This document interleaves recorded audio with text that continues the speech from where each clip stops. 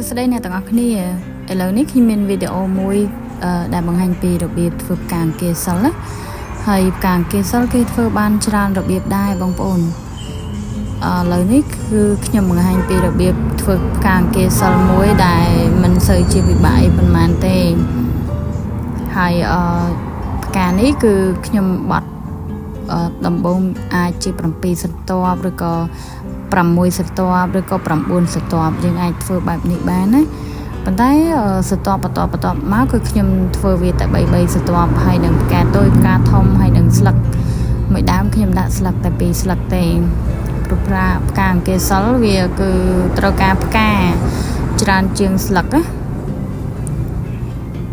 ចាហើយខ្ញុំប្រើខ្សែបោះរុំដោយសារតែខ្សែបោះរុំទៅវាអាចធ្វើឲ្យកន្លែងតរបស់យើងហ្នឹងគឺវាឃើញតូចវាអត់ធំទេអញ្ចឹងវាស្រួលអានេះ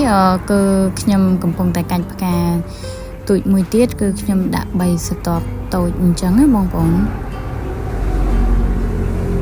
អ្នកទាំងអស់គ្នាអាចមើលវីដេអូរបស់ខ្ញុំបានខ្ញុំសង្ឃឹមថាវីដេអូរបស់ខ្ញុំអាចជាកន្លឹះមួយដែលធ្វើឲ្យអ្នកទាំងអស់គ្នាអាចធ្វើផ្កាអង្គាសិលនៅផ្ទះដែលខ្លួនឯងបានងាយបងប្អូនវាមិនជាពិបាកអីណាស់ណាទេ